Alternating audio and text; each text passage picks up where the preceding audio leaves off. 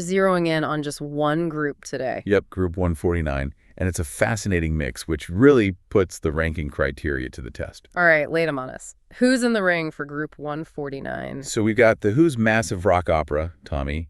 Then there's Temper Trap with their 2009 album Condition. Okay, indie rock vibes. Definitely. Then Marillion's 1989 release, Season's End, that's prog rock territory. Right. And finally, rounding it out, My Chemical Romance's 2010 album, Danger Days. That is quite a spread. Rock opera, indie, prog, and sort of post-punk emo energy. A real eclectic bunch. So our job today is to unpack the reasoning behind the final ranking. The source calls it humorous, serious, personal, and irreverent reasoning. And there's a spoiler alert we need to address right away. Yeah, the big one. The source claims My Chemical Romance, quote, blows away the competition. That's the headline result we really need to dig into. Okay, let's start right there then. MCR wins, Danger Days takes first place. Now, the immediate question for me is, how do you even follow up an album like The Black Parade? That thing was huge. It really was. And, well, the answer seems to be, you don't try to replicate it. You pivot. Okay. The sources make it clear Danger Days isn't Black Parade Part 2. Sonically, it's actually closer to the earlier stuff, like Three Cheers for Sweet Revenge. Right. More raw energy. Right. Less concept album, more Punch. Yeah, punch is a good word. The review describes it as having a cool vibe, high-octane techno feel. It's about immediate impact. And it wasn't just attitude, right? The review gets into the technical side. Oh, absolutely. It praises the subtle synthesized layers. They add texture without, making it sound muddy or cluttered. Yeah. It's apparently quite well done. Interesting. Synths adding subtlety. But then contrast that with the rhythm section, the drumming and percussion. Anything but subtle. Ah. Tracks like Sing, The Kids from Yesterday, and especially Destroya get called out. The drumming is described as top-notch. So that's where the high-octane part comes in. Exactly. That driving rhythm, the complexity, it apparently lifts the whole thing, gives it that relentless energy the Quest seems to value so highly. And what about guitars? MCR always had strong guitar work. Yep. Ray Toro gets a specific shout-out. His playing, his sort of swagger on a couple of tracks, is compared directly to Slash. Slash, wow, that's high praise. It is. So you've got this blend, this techno-ish feel, but with really hard-edged rock elements like the drumming and those guitars. And it all ties into this theme. The post-apocalyptic thing. Yeah, that soundscape. It holds the album together conceptually. And that consistency is apparently a big part of why it won. Okay, so energy, technical skill, conceptual unity. Makes sense. But was there anything unexpected? Any deeper insights? Actually, yes. This is maybe the most interesting bit. There's a track, The Only Hope for Me Is You. Right. Initially, you might hear it as, a standard tragic love song. Yeah. Kind of generic, maybe. Okay, I can picture that. But the reviewer offers a totally different reading. They argued it's actually got this powerful eco theme. An eco theme. How does that work? Is it actually in the lyrics, or is this more interpretation? The argument is rooted in the language used words about decay, rescue, hope, things often tied to environmental collapse. So the hope isn't about saving a relationship, it's about saving the planet. Huh. Yeah. That does change things. It gives it more weight. A lot more weight. It shifts it from personal drama to something bigger, more global. And that reinterpretation, combined with the sheer energy, made it an easy first place. That's what the review says. Way more energy than anything else in this group. Technical skill, a compelling theme, especially with that eco angle. Yeah. Yeah, easy first place. It just never let up. Okay, so MCR advances because they delivered constant high-energy engagement. What about the rest? You said it was a more lackluster field overall. Yeah, after MCR, it seems the energy level dropped off quite a bit. The real fight was for that second qualifying spot. Between who? Between Marillion's Season's End and Temper Trap's Conditions. Prog versus Indie. And maybe surprisingly, Marillion just managed to grab second place. Okay, Marillion, Season's End. This was their first album with the new singer, Steve Hogarth, right? After Fish left. How did that transition go over in the review? Not well. Not well at all, actually. The description of Hogarth's voice is pretty brutal. Oh. It's called dirgy, lacking personality. And worse, for this Quest anyway, the album apparently drags in places. Drags. So it fails that key test of constant flow. Seems like it.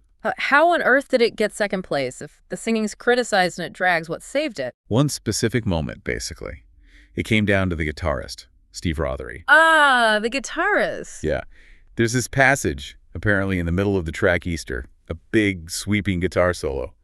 The review calls it rather excellent. Okay. And that moment of genuine quality, that much-needed oomph, was apparently just enough. So like a couple of minutes of brilliance rescued an otherwise dragging album. That seems to be the gist, yeah. Yeah. The overall impression is inconsistency. Oh. Like you get a good bit and then it goes stale for 3 minutes. You start to tune out. Right. Your attention wanders, makes it vulnerable. Very. Which leads us to third place. Temper Trap's conditions. The Coldplay wannabes, according to the review. Ouch. Yeah, a bit harsh maybe.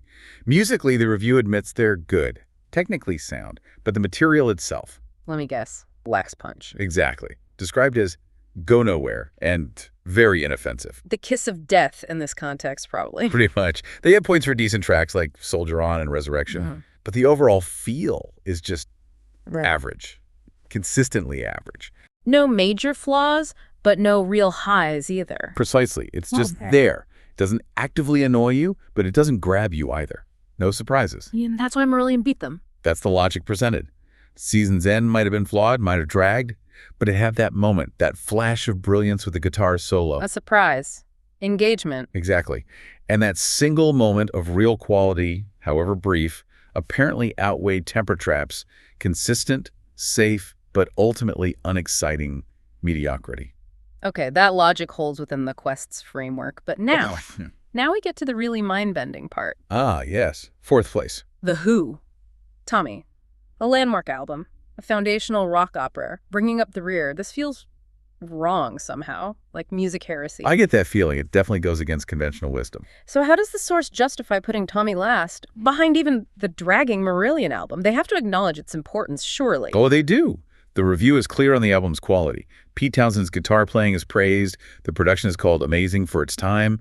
Doesn't sound like a typical 60s record. And its influence. The review mentions it's a precursor to huge albums like Rush's 2112, Pink Floyd's The Wall. That kind of legacy usually guarantees respect. Usually, yes, but not here. The key seems to be separating that historical context from the immediate listening experience demanded by the Quest. So judged purely on flow and engagement, Tommy fell short. According to this review, yes. Despite the high points and the production, the same criticism leveled at Marillion comes up. It does drag in places. Specifically. The track Underture gets singled out for slowing things down right when the story should be building momentum. Ah, so again, it breaks the flow. If MCR won on constant flow, Tommy lost because its flow was disrupted. That seems to be the core argument. The truly inspirational moments are seen as too rare. It relies heavily on Pinball Wizard. Which is brilliant, undeniably. Absolutely, but the review poses a tough question. Take Pinball Wizard away. How often would you actually play the rest of the album? Ooh, that's harsh. It is, but the implied answer is not much. And that reliance on a single hit, plus the pacing issues, meant it just couldn't compete in terms of sustained energy against the others in this specific group. It's kind of humbling, isn't it? That historical significance means nothing if the main criterion is just immediate, constant engagement. If you let the listener's attention drift, you're out. That sums up the ranking logic perfectly, I think. Tommy's legacy in production couldn't save it from the drags and places criticism here. So MCR's energy wins. Marillion's moments of quality beat Temper Trap's consistency.